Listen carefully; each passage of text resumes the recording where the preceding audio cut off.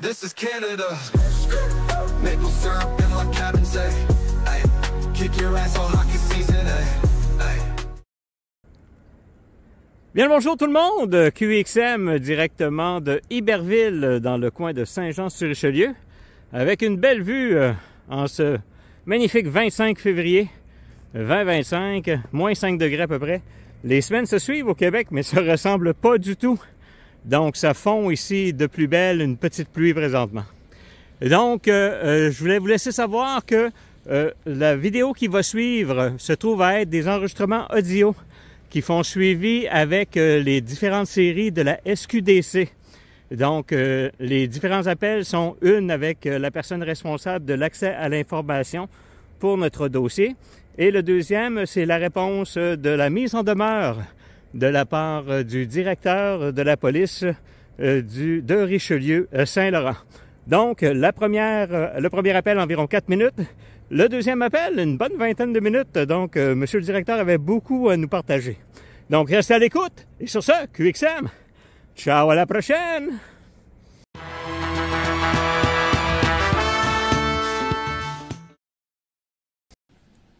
Service de grève, bonjour. Oui, bonjour, Madame Brunette, Paul de QXM. Comment allez-vous? Ça va bien, vous? Bien oui, la grande forme, la grande forme. Je faisais un rappel pour trois petites raisons. La première, au niveau de la loi d'accès à l'information, tout suit bien son cours? Oui. Parfait. Et je n'ai pas reçu aucun retour d'appel de la part du directeur par rapport à la mise en demeure. Est-ce qu'on moi, a des j'ai fait le développements? message, mais c'est ça. Là, moi, je suis pas sa secrétaire. Je lui ai juste envoyé un courriel, là, comme Parfait. je vous avais dit. Donc, le message a été transmis. Donc, je vais refaire un message via la secrétaire pour avoir un retour d'appel parce que le 24 février arrive très rapidement. Et la troisième chose, je viens tout juste d'avoir un avis, une plainte sur la vie privée de la part de YouTube sur mon vidéo de ma visite pour confirmer mon identité chez vous.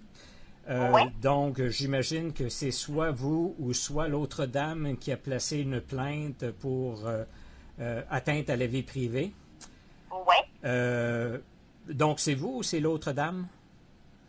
Ben, moi, en tout cas, je peux pas parler pour les autres, mais parfait. moi, je suis pas sur les réseaux sociaux, puis je suis pas heureuse d'avoir mon visage sur YouTube. Là. Je vous ai répondu comme j'aurais répondu à n'importe qui. Non, il n'y a aucun problème. Il n'y a aucun problème. Je n'ai pas aimé ça. Non, ben regardez, de ne pas aimer ça, ça vous appartient. Oui, c'est ça. Par contre, il y a deux questions que je vais vous poser. Vous avez fait ça en tant qu'employé public, si ça a été fait... Vous pouvez me dire ce que vous voulez, là, ça ne changera pas la situation. Moi, ça ne changera pas la situation. Ça ne changera pas la situation, mais j'aimerais rajouter la chose suivante, par contre. Si vous l'avez fait durant vos heures de fonction, ça devient un document public, et donc j'aimerais que ce soit rajouté à ma demande demande d'information. Puisque si vous l'avez fait durant vos heures de fonction, sur vos heures de travail, ça devient du domaine public, donc j'aurai besoin de cette information-là aussi. De quelle information vous voulez? Ben, que vous avez porté plainte à YouTube, donc le courriel que vous avez ou quoi que ce soit. À YouTube. Exactement. OK, donc je vais rajouter ça. S'il vous plaît. Mais vous me confirmez que ça a bel et bien été fait durant vos heures de service? Oh oui, je vais juste vous dire mon opinion. Là, chacun nos opinions, c'est bien correct. Il n'y a aucun problème. Écoutez, moi, c'est sûr que j'ai répondu à ça. C'est sûr et certain que des gens de plainte comme ça, ça touche à mon gagne-pain. Donc, c'est certain que je vais faire certaines démarches de ce côté-là. Mais je vous invite à aller voir justement le droit à l'image privée. Et c'est bel et bien mentionné qu'une des limitations, c'est une personne publique. Je comprends tout ça, M. Paul, mais comprenez-moi aussi que d'avoir mon visage sur YouTube, ça fait pas mon bonheur. Non, donc, je comprends que vous êtes journaliste, que vous faites vos reportages. D'habitude, on demande la permission, puis je comprends toutes vos lois, là, mais on a chacun nos opinions là-dessus, fait qu'on ne parlera pas de ça toute la journée. Il n'y a pas de problème. Juste pour vous rassurer, Mme Brunette, vous êtes celle qui a probablement le mieux démontré ce qu'une personne en tant que personne qui travaille pour le public, se doit de se comporter. Vous avez été serviable, professionnel. Donc, tout ce qu'on a démontré, c'est la bonne façon de faire et de vous identifier, de ne pas avoir peur de vous identifier. Donc, tout ça ici, ça vous a mis sous une très bonne lumière. Et les commentaires que je reçois de la plupart de mes auditeurs, il n'y en a presque aucun par rapport à vous. Et il y en a quelques-uns même qui vous lancent des fleurs. Donc, je voulais juste vous laisser savoir que ça vous montre sous une très bonne lumière. Mais je comprends aussi que vous êtes mal à l'aise par rapport à ça. Ouais, j'aime pas ça. Mais comme je vous dis, en tout cas, on va voir comment ça va se passer. On a chacun. C'est bien correct comme ça. Merci beaucoup. Passez un excellent week-end. Et puis, vous me laissez savoir là, si, pour l'information, une fois qu'elle va être prête, si ça va être possible pour moi d'aller la visionner sur place ou des choses comme ça. Là, je vais me garder des disponibilités la semaine prochaine. C'est parfait. Merci beaucoup. Au plaisir. Merci. Passez un bon week-end.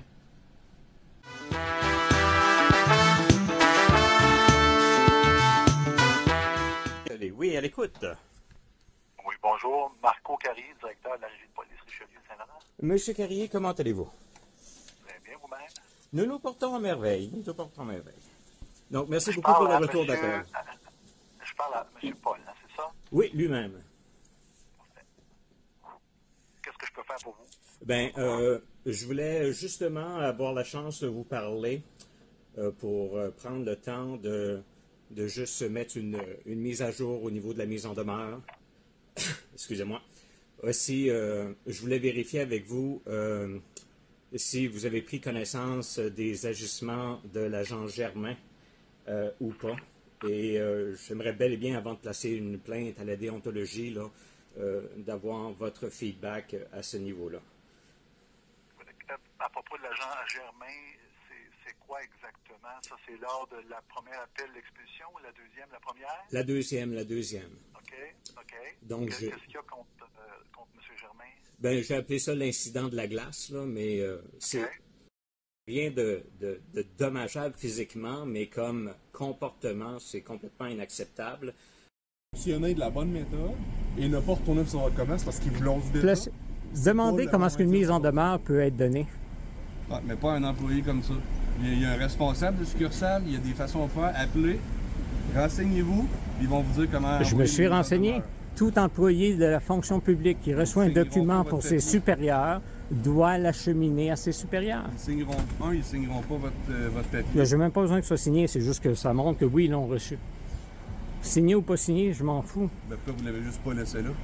Ben, c'est parce que j'ai pas de preuve que c'est un employé de la SQDC qui l'a ramassé. Ah, ben là, vous êtes assigné peut-être trop longtemps. Parce que l'employé de Garda ne voulait pas prendre cette responsabilité-là. Ben non. C'est pas sa tâche. Oh! C'est pas sa tâche. Faut faire attention, monsieur. Est-ce qu'on va terminer? Non, je veux juste vous demander, ce geste-là, c'était quoi? C'est pas envers vous. Non? Non. C'est pas envers moi. Non. Est-ce que vous avez compris pour le lieu? Est-ce que vous pouvez vous excuser, s'il vous plaît, de ce geste? C'est pas envers vous aussi. Est-ce que je peux avoir une excuse pour ça? Pas du tout, c'est pas envers vous. Non, c'est pas envers moi?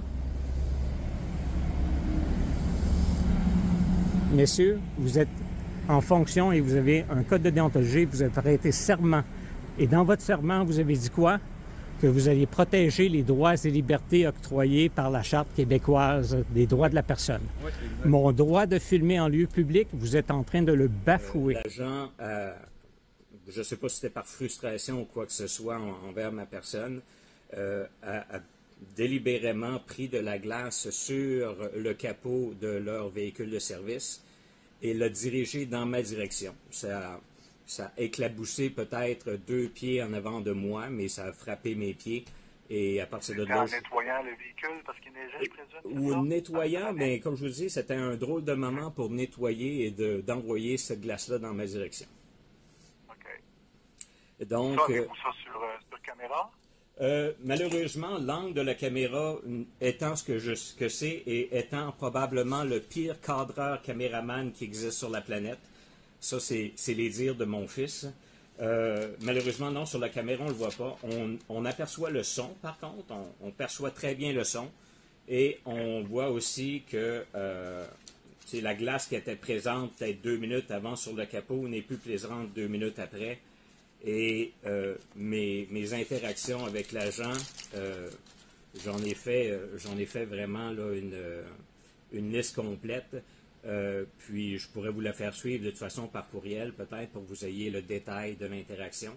Ou sinon, bien, allez voir la vidéo entre la minute 31-37 et la minute 33-37. Donc, durant ces 2 minutes-là, c'est l'incident. Donc, ça va pouvoir vous donner une indication sur le comportement, parce que moi, par la suite, tout ce que j'ai demandé si oui ou non c'était dirigé contre moi, cette action-là. L'agent m'a répondu que non. J'ai dit, même si ce ne l'était pas, j'apprécierais beaucoup des excuses de votre part. Et puis, je n'ai eu que du silence et aucune excuse à cet apport-là. Ça avait été simplement une excuse. Je peux comprendre des fois un moment de frustration. Les policiers sont humains. Je sais bel et bien que des fois, les émotions peuvent prendre le dessus, mais juste avoir eu une excuse sur place aurait simplement fait que ça aurait désamorcé la situation, puis que j'aurais pris sur le fait que oui, c'était diffuser l'émotion. La déontologie policière, fait que dans les circonstances, si vous croyez là, que le policier fait ça délibérément ou peu importe, c'est une plainte, c'est un cas de déontologie policière. Oui, exact. Sur le dossier. Ben, exact. Moi, de toute façon, avec la réaction et l'attitude et le comportement de M. Germain, c'est certain que oui, je vais placer une plainte, mais je voulais m'assurer que vous, en tant que directeur de la police, vous soyez au courant aussi, et que vu que ça a été capté de façon vidéo, mais que vous ayez la chance de voir ça, et si vous, en tant que leader de la police de Richelieu, Saint-Laurent, vous décidez de vous-même faire des demandes ou faire un suivi là-dessus directement avec votre policier ou moi-même, ben que je voulais vous en donner l'occasion. Non, je n'ai pas à faire ça. Avec ce que vous me racontez, puis c'est souvent, comme je vous dis, c'est la déontologie, la voie appropriée dans les circonstances. Moi, j'ai regardé les deux interventions des policiers, là, les 2 vidéos que vous avez mises. Les policiers ont agi avec beaucoup de professionnalisme. Les 3 vidéos? Laissez-moi parler un petit peu. D'accord. Avec beaucoup de professionnalisme, très respectueux, puis ils vous ont donné toutes les informations requises. Fait que je ne sais pas l'histoire de la glace, je pense que certainement que c'est accidentel, mais bon, fait que ça, seul vous pouvez le dire. Donc, à ce moment-là, vous pouvez déposer une plainte en déontologie, expliquer ce qui s'est passé, et eux vont faire la lumière dans le dossier. D'accord. Mais juste pour vous laisser savoir, il y a une 3e vidéo, parce que veux pas, j'ai été me présenter à Sainte-Julie pour aller faire une demande d'accès à l'information pour avoir toutes les informations au niveau de la carte d'appel. Et j'ai été surpris, au lieu d'être accueilli par un employé civil, qui normalement, j'imagine que c'est la procédure, qu'il y a eu un autre appel qui a été placé et que ce 3e appel-là a fait qu'on a déplacé des policiers dans un cas où, d'après moi, c'était une demande d'accès à l'information, donc il ne devait pas avoir de présence policière sur le place nécessaire. Mais ce qui était le plus dérangeant aussi, c'était le fait que les policiers, sur cet appel-là, connaissaient mon nom complet, incluant mon nom de famille. Et je n'ai jamais, en aucun temps, dans aucun de mes reportages, divulgué mon nom de famille d'une façon quelconque. Donc, ça va être important pour moi de savoir comment... J'aimerais savoir, M. Paul, une chose. Oui? Moi, je n'ai jamais vu ça, un journaliste qui refuse de s'identifier. Pardon? Moi, je n'ai jamais vu ça, si vous êtes journaliste, un journaliste qui se présente pour un reportage, peu importe, et qui refuse de s'identifier. Pour moi, ça ne fait pas très sérieux, je m'excuse, mais je ne comprends pas pourquoi vous refusez de donner votre nom. Vous vous présentez journaliste indépendant JI. C'est qui, c'est quoi? On ne sait pas. Ben, pour moi, ça ne fait pas sérieux du tout, là, mais je vous dis ça, c'est mon opinion. Bien sûr, bien sûr. Vous comprenez? Oui. Puis pourquoi les policiers ont vos noms, ça sont nos techniques d'enquête qu'on ne dévoile pas. Fait que je ne sais pas comment les policiers ont réussi à avoir votre nom, puis on a des techniques d'enquête, on a accès à des banques de données. Nous, comme policiers, fait qu'on voulait tout simplement savoir à qui on a affaire. C'est probablement pour ça qu'ils ont trouvé votre nom. Donc c'est probablement les techniques d'enquête vraiment très efficaces. Je vais vous lever mon chapeau parce que j'ignore comment c'est arrivé. Mais juste pour... Et votre nom de famille, c'est quoi, oui, exactement? Ah, ben mon nom de famille, vous l'avez dans le dossier, donc je vous laisse la chance d'aller le regarder. Hein? Moi, je ne l'ai pas devant moi. Non, mais dans la dernière carte d'appel qui est mentionnée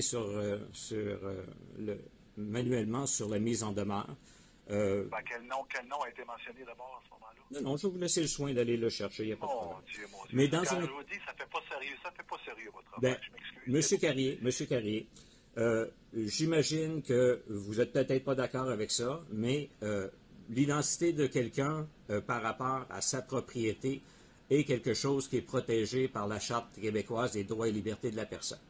Deuxième des choses... Sa propriété, qu'est-ce que vous voulez dire? Deuxième des choses, un citoyen n'a absolument pas, justement, l'obligation de s'identifier à un policier s'il n'a pas commis d'infraction ou s'il n'a pas commis de crime.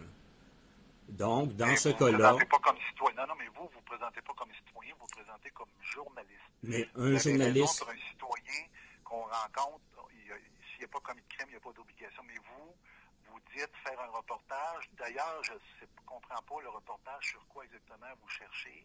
Vous vous présentez comme journaliste, puis quand on vous demande avez-vous une carte de presse, ces choses-là, vous ne l'avez pas, vous donnez juste votre prénom avec J.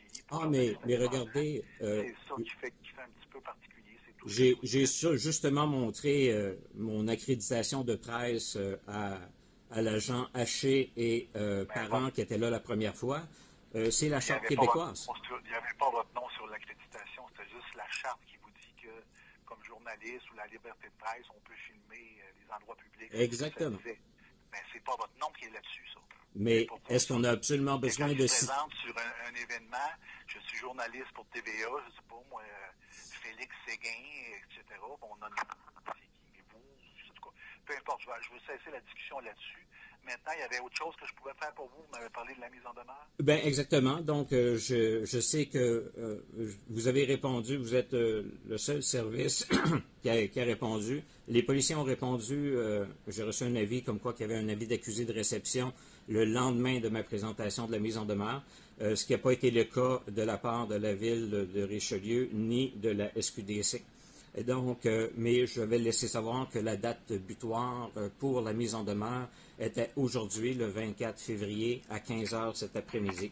Donc, je vais attendre certains suivis de votre part. Je ne sais pas si oui ou non le maire de Richelieu vous a contacté ou si la SQDC vous a contacté. Donc, je voulais savoir si oui ou non il y avait un suivi qui allait être fait. Il n'y aura pas de suite qui va te donner de la part de la régie de police à la mise en demeure. Puis moi, je vois, je ne sais pas, c'est pas le vendredi 21 février plutôt? Pardon? Vous dites le 24, c'est pas le vendredi, c'est pas le 21 février à 15 h? Non, je croyais que j'avais mis le 24, donc je vous ai laissé un délai supplémentaire. D'accord. C'est écrit le 21. Fait que la régie de police, il n'y aura pas autre suite à la mise en demeure parce que pour nous, il n'y a rien à aller défendre. Les policiers ont fait le travail qui était requis dans les circonstances. Bien, juste mentionner que dans la deuxième intervention, ni l'agent Boulanger ni l'agent Germain n'ont pu mentionner pour quel motif l'expulsion serait appliquée.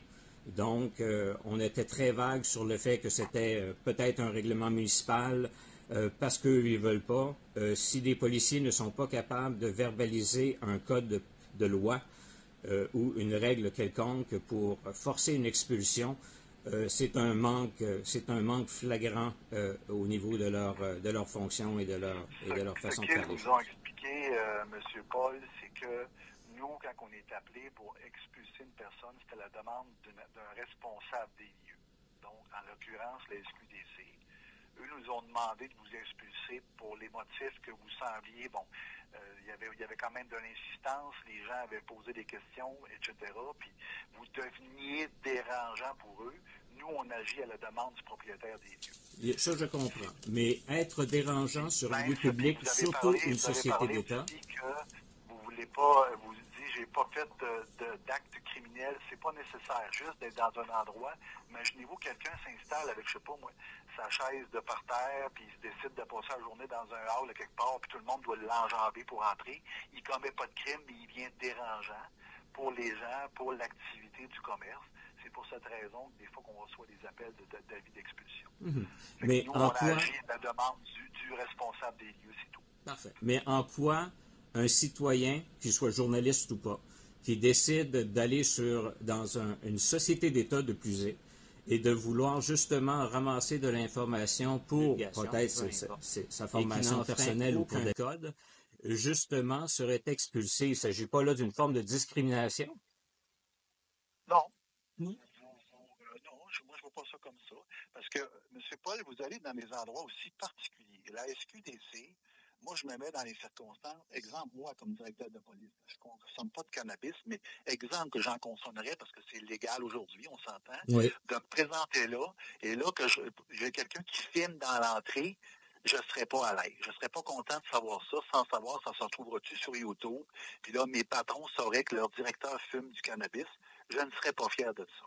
Ça, je pense que vous deviez comprendre ça. Bien sûr. Quand vous venez dans un poste de police aussi, on a des clientèles particulières, on a des enfants, des femmes qui viennent porter plainte de victimes, puis quelqu'un qui filme dans l'entrée d'un poste de police, on n'aime pas ça. Je pense que vous devriez comprendre. Si vous faites un reportage, je ne sais pas, chez Post Canada, puis j'ai rien contre Post Canada, la sensibilité des clientèles qui se présentent est très différente que dans une SQDC ou un poste de police. Fait que de filmer dans ces endroits-là, c'est dérangeant pour nous. En tout cas, je parle de la police, puis je présume que la SQDC pense la même chose. Ben, j'ai pas eu l'expérience encore de Post Canada, mais j'imagine que leur sensibilité va être relativement la même. Mais c'est pas là le point de toute façon, parce que si vous prenez le temps de regarder mes reportages, je fais de gros efforts pour ne pas capter aucun client, parce que de toute façon, ce que je veux voir, ce ne sont pas les agissements des citoyens, ce sont les agissements des employés publics, des élus et aussi des policiers face à nos droits et libertés. De gros efforts, il y a un client qui était à l'extérieur de la SQDC, qui est un petit peu mal à partir avec vous. Ah, bien sûr. Vous faites de gros efforts, mais lui qui était à l'extérieur, le client qui vous a parlé, puis il était un petit peu confronté avec vous. Est-ce que je peux vous poser une question? Est-ce qu'on est sur un lieu public? Et ils ont fermé temporairement et c'est ma faute, désolé. Et faites-vous-en pas, si jamais votre image est sur mon reportage, je vais l'enlever. Non, ça devrait être réglé. Ça devrait être réglé dans les 5 minutes, monsieur. Ça va être, je sais pas si ils sont fermés. Non, ils sont supposés être ouverts parce que c'est jusqu'à 21h qu'ils sont ouverts. Ils ont décidé de fermer parce que je suis ici. Écoutez, tout ce que je veux, c'est de déposer un document qui acquiesce que c'est reçu. Comme j'ai mes preuves. Bien. On va voir avec les employés qu'est-ce qui s'est passé. Puis si eux, ils souhaitent que vous soyez là ou pas, on est là-dedans. Pardon? Si eux, ils souhaitent que vous soyez là ou pas, on est là-dedans. S'ils souhaitent que je ne sois quoi, j'ai mal compris ce que vous avez dit. Que vous soyez sur les lieux. Ah, quelle raison ils pourraient m'empêcher de remettre un document? Le rendu là, c'est du civil. Là. Exact. Mais comment vous allez renforcer ça? Pardon? C'est quoi tu fais? Écoutez, j'amène une mise en demeure. Tu fais bien jaser avec moi, moi, jaser, moi. Viens me jaser ça, parce que toi, tu m'empêches de rentrer. Viens me demander mon opinion, on va te dire de quoi. Est-ce qu'on peut juste régler ça? On peut jaser, tu peux me jaser? Ah, je peux vous jaser? Ben, jase-moi, là. Je vous jase, monsieur. Qu'est-ce que vous voulez savoir? Je m'excuse, vous êtes rendu le sujet maintenant de mon reportage. Ouais. Parce que vous m'avez adressé la parole. Oui, je te l'adresse. Donc, vu que vous savez que je suis en train de filmer, j'ai votre autorisation à prendre votre image. Hein? J'ai votre autorisation pour prendre votre image. Rapproche-toi. Non, on est à une distance très respectable. Monsieur l'agent, est-ce que vous voulez intervenir? Non, je ne me mets pas de ça. Oui. Bien sûr que non, bien sûr que non, parce que cette personne est devenue un sujet de l'histoire et c'est en plus pour ma protection que je l'ai filmé, parce que ses propos, justement, comme vous venez de le mentionner, n'était pas nécessairement très civil envers ma personne, et le fait que l'officier Germain ne soit pas intervenu est un autre manquement. Parce que la seule personne à ce moment-là qui était très proche de commettre un délit quelconque, c'était lui pour assaut, puisque ses propos étaient enclins à la violence. Venez ici, je vais vous montrer ma liberté, moi. Amène-le ton Kodak. Donc, là aussi, il y a un autre très gros manquement. Écoutez, pour finir le point, c'est simple. Je me considère comme un journaliste et n'importe quel citoyen qui décide de sortir une caméra et de documenter et de publier ou pas ces images est un journaliste en vertu de la liberté de presse. Et la deuxième chose, il y a une notion d'activisme aussi pour être sûr, comme je vous ai dit, que les employés publics, que les élus et que les policiers respectent les droits et libertés tels que stipulés sous la Charte québécoise des droits et libertés de la personne. Donc, c'est le point que je veux faire et je suis je suis content que vous ayez donné la peine de me rappeler. Puis à partir de là, bien, on va continuer les démarches justement pour s'assurer que ce soit le cas. Mais en aucun cas, il est acceptable d'expulser quelqu'un d'un lieu public, d'autant plus une société d'État qui appartient aux citoyens, sans qu'une personne ait commis un délit quelconque ou une raison valable de le mettre à la porte. Sinon, ça va à l'encontre de tous les droits et libertés. C'est votre perception, M. Paul. Bien sûr, bien sûr. Ça vous appartient.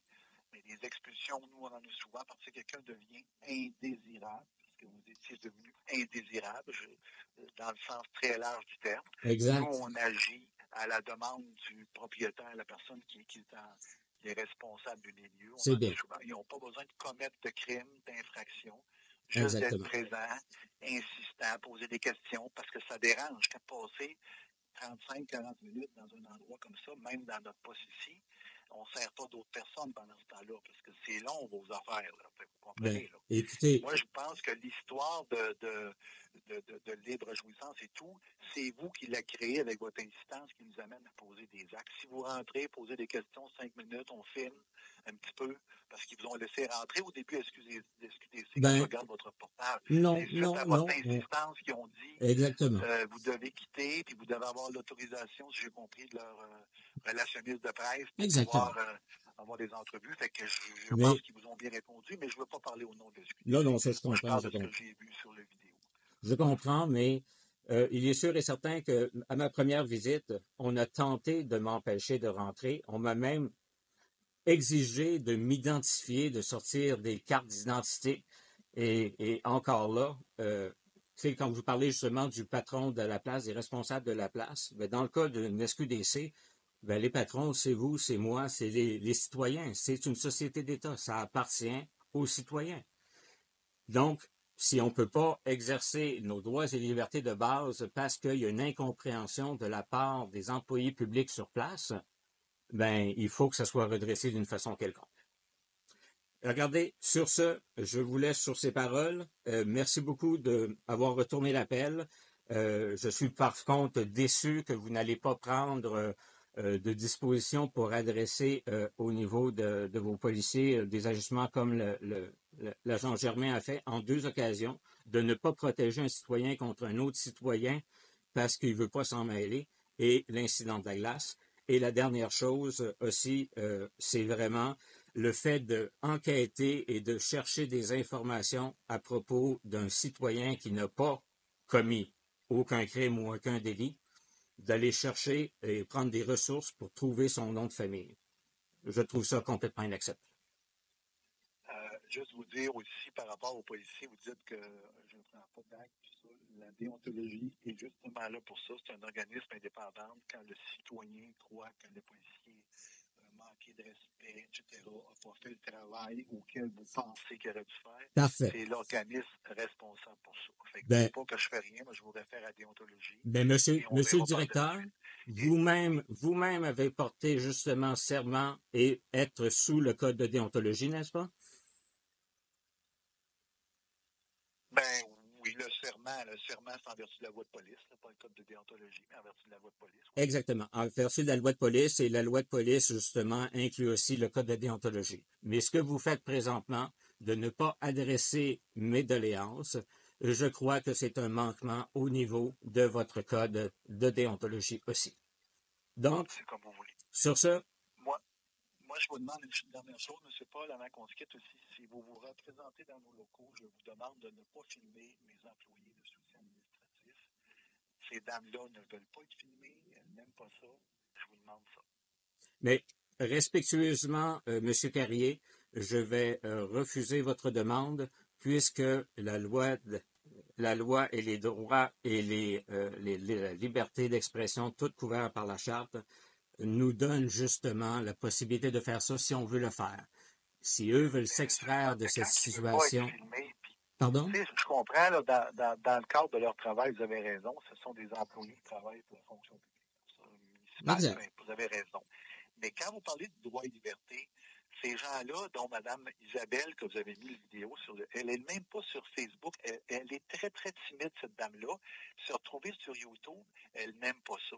Je pense que vous devriez être en mesure de comprendre ça quand vous parlez beaucoup de charte des droits et libertés, que cette personne-là ne veut pas se retrouver là, elle n'est pas d'accord, elle ne veut pas. Je ne comprends pas pourquoi vous ne comprenez pas ça. Bien, monsieur, c'est quand même assez simple, parce que la seule chose qui pourrait peut-être empêcher justement la captation et la diffusion de l'image est le droit à l'image, justement. Mais le droit à l'image a ses limitations, et une de ces limitations, c'est si on est une personne publique sur son lieu de travail public. Donc, à partir de là, malheureusement, si Mme Isabelle n'est pas à l'aise avec ça, ben elle a le choix de décider de changer d'emploi ou de se retirer lorsqu'il y a une caméra qui vient, mais elle n'a pas le droit de refuser service. De toute façon, ça fait partie de ses fonctions. Et à partir de là, il faut que les employés publics sachent justement cette facette-là, qui est très peu connue au Québec, et il faut justement en arriver là, parce que imaginez justement, là, et en plus, je l'ai adressé avec Mme Isabelle en faisant un suivi avec elle, que j'ai reçu un avis de la part de YouTube, comme quoi que j'ai reçu une plainte contre la vie privée, mais veut pas, ça, c'est un acte de la part d'un employé public lors de son travail public de prendre du temps pour faire une plainte à YouTube qui va peut-être prévenir votre serviteur ici de revenus parce que c'est en partie mon gagne-pain.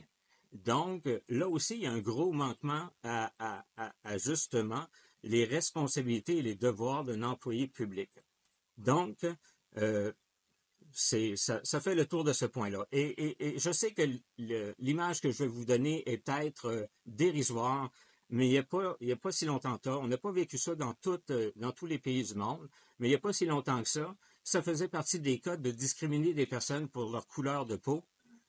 Et imaginez qu'on commence à maintenant discriminer parce que quelqu'un, justement, applique ses droits et libertés, dont la liberté de presse. Ce n'est pas un parallèle qui est dans les mêmes proportions au niveau des inégalités,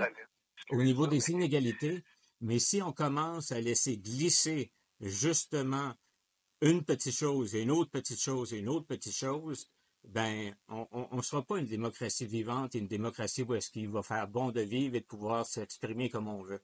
Vous me comprenez? Parfait, monsieur. Je pense qu'on ne s'entend pas nécessairement sur la vision des choses.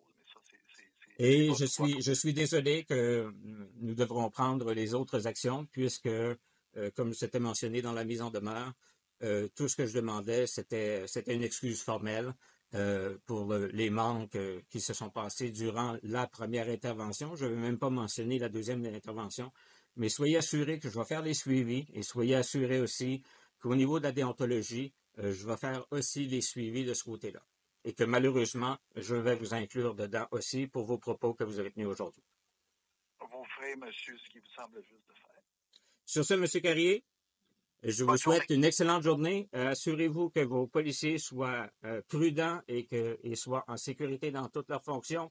Je ne suis pas contre la police, je ne suis pas contre les employés publics. Je ne suis là que pour tenter de redresser tout abus et toute chose qui viendrait porter atteinte aux droits et libertés. D'accord? Parfait, monsieur. Merci beaucoup sur ce. QXM, ciao, à la prochaine. Donc, ceci conclut donc cette vidéo, donc un peu inorthodoxe, mais je crois que l'information qui vous a été partagée valait vraiment la peine qu'il soit partagé avec vous. J'ai hâte d'avoir vos commentaires directement sur la chaîne à propos des dires et du directeur et de la personne responsable au niveau de la loi d'accès à l'information. Donc, on attend vos commentaires à cet effet. Et sur ce, n'oubliez pas, vos droits, vos libertés, super important de les pratiquer, super important de les garder en forme, parce que ce qu'on veut pas, c'est qu'ils manquent de force et qu'ils soient atrophiés quand va venir le temps de les protéger de la bonne façon. Sur ce, QXM, ciao, à la prochaine! This is Canada.